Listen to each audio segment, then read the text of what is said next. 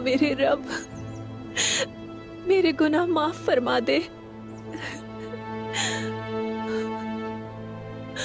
बाला खातून,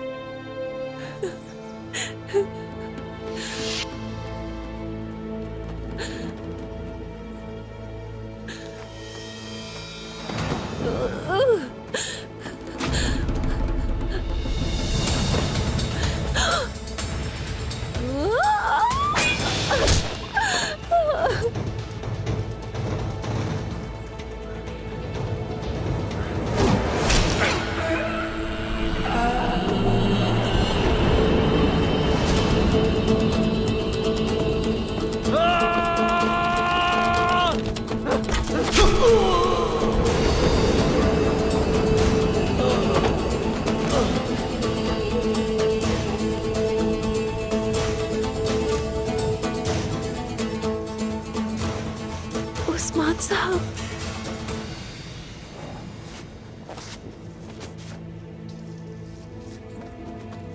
Aksu खातून,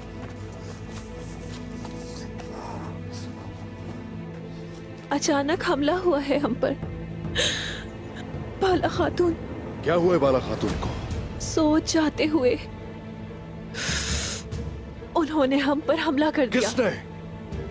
तारगुन, तारगुन खातून।